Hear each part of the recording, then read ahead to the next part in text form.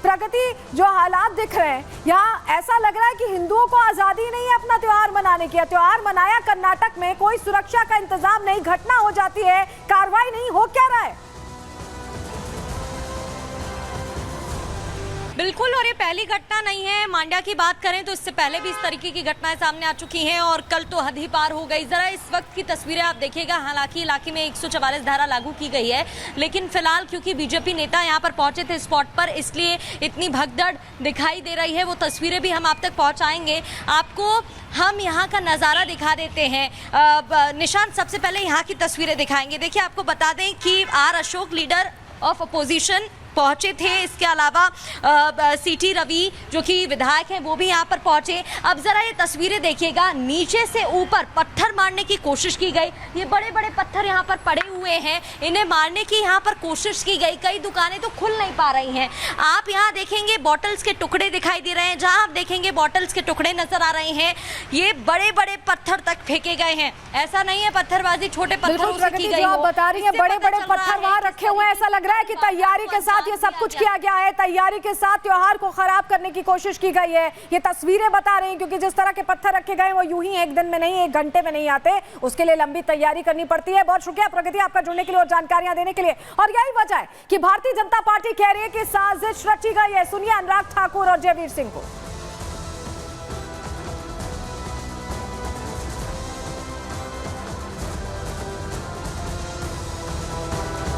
सुनवाएंगे आपको क्या कहा है, लेकिन आप समझिए कि साजिश के एक एक तार जुड़ते हुए दिखाई दे रहे हैं। कुछ लोग जो इस तरह का काम कर रहे हैं उनके खिलाफ कड़ी से कड़ी कार्रवाई हो, ऐसा सबक सिखाया जाए कि भविष्य में कभी वो पथराबाजी, आगजनी कभी त्योहार के समय ना करें। एक स्पष्ट संकेत और संदेश देने की जरूरत है। गणेश उत्सव पर कहीं न कहीं पत्थरबाजी करने का, पत्थर फेंकने के प्रयास किए गए, ये घोर निंदनीय और इस तरह की साजिश ही नजर आता। समाज विरोधी तत्वों की संलिप्तता प्रथम दृष्टया उसमें प्रकाश में आ रही है। तो जब हिंदुओं ने आक्रोश जाहिर किया तो इस मामले में एक्शन भी किया गया है। सवाल हालांकि बने हुए हैं, क्योंकि मांड्या में हिंदू और मुस्लिम पक्ष में टकराव हुआ। इस घटना के बाद पुलिस ने दोनों पक्षों के करीब 50 लोगों को गिरफ्तार किया है। गिरफ्तार लोगों के परिजन अब हंगामा कर रहे हैं। परिजनों ने कर्नाटक पुलिस पर गंभीर आरोप लगा दिए हैं कि घर में सो रहे लोगों को पुलिस ने गिरफ्तार कर लिया है। तो क्या पुलिस ने जांच ही नहीं की, यूं ही लोगों को उठा लिया? गिरफ्तार लोगों पर पुलिस अत्याचार कर रही है, ये भी आरोप परिजनों की तरफ से लगाए जा रहे हैं। आरोपों पर एसपी मल्लिका अर्जुन ने सफाई दी। उन्होंने कहा कि 7 आरोपियों पर मुकदमा दर्ज कर लिया गया है। परिजनों के आरोप के बाद अब वेरीफाई कर रहे हैं, यानी अब उन्हें समझ में आ रहा है कि वेरीफाई किया जाएगा, क्योंकि आरोप लग रहे हैं। पत्थरबाजी प्री प्लान तो नहीं, इसकी भी जांच कर रहे हैं, ये भी कह रहे हैं वहां पर। लेकिन सवाल यही बना हुआ है कि आखिर ये दंगा दूत आ कहां से रहे हैं और इन्हें कर्नाटक में इतनी छूट दे कौन रहा है? रिपोर्ट देखिए।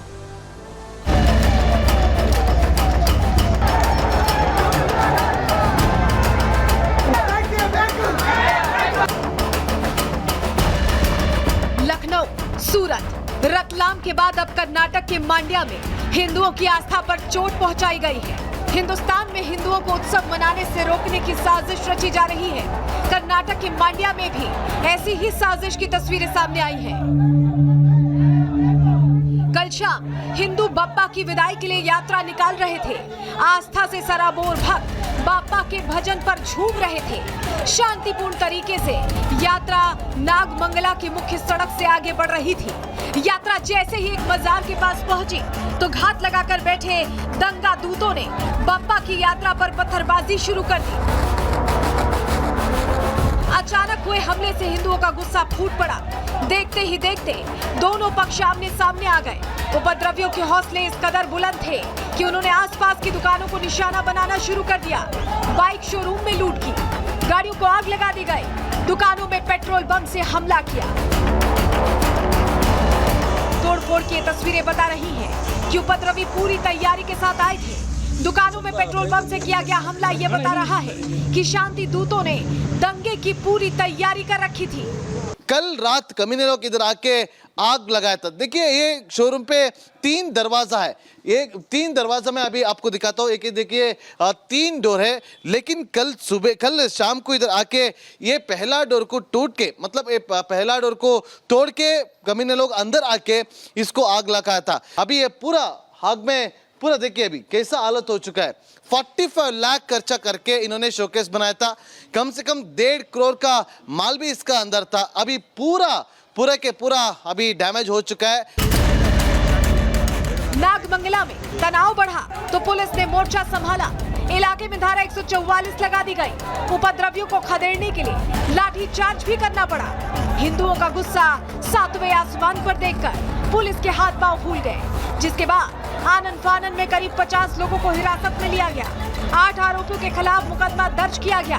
लेकिन बड़ा सवाल ये कि आखिर वो कौन लोग हैं जो हिंदुओं की आस्था पर चोट करने की साजिश रच रहे हैं। साथ ही सवाल ये भी कि किसकी शह पर ये पत्थरबाज गिरोह अलग अलग शहरों में एक्टिव हो रहे हैं। Bureau report, Republic Bharat.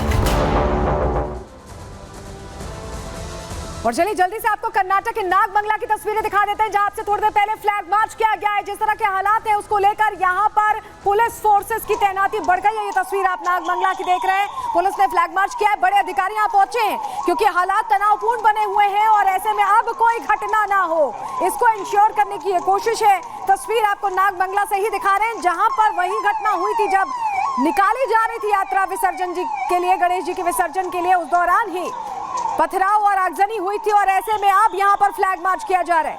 तस्वीर आपको सबसे पहले रिपब्लिक भारत पर दिखा रहे हैं और तस्वीरें देखकर आप समझ रहे हैं कि दुकानें सब बंद हैं।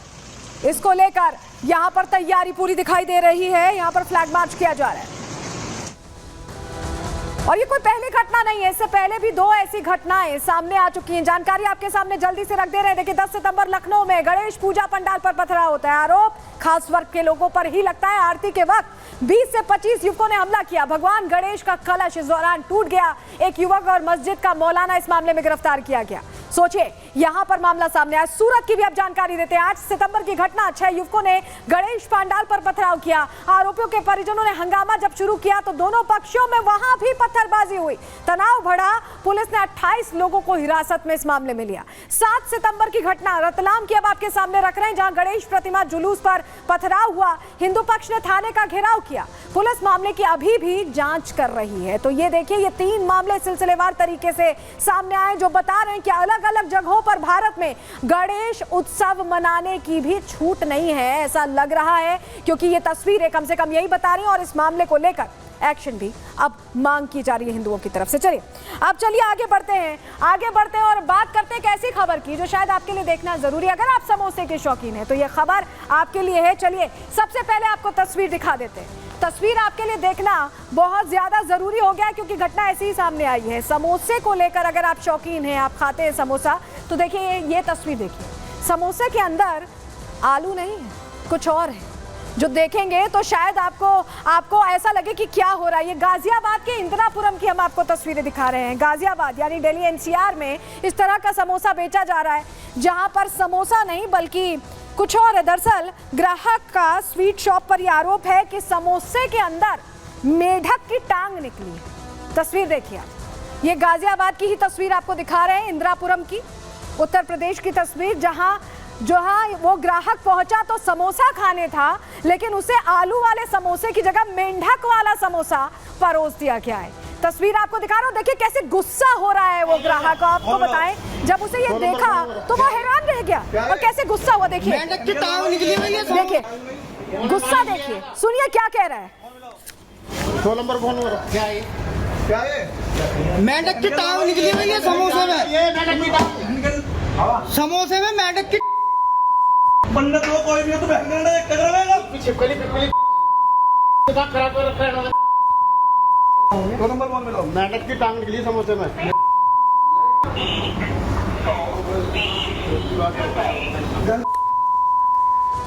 तो गाजियाबाद की इस दुकान की शिकायत खाद्य विभाग में कर दी गई। अब टेस्टिंग होगी और उसके बाद हो सकता है कि दुकान का लाइसेंस रद्द हो जाए, क्योंकि जिस तरह की तस्वीर सामने आई, कम से कम एक्शन तो इसी तरह का होना चाहिए। और इसी के साथ आज के लिए प्रहार में इतना ही।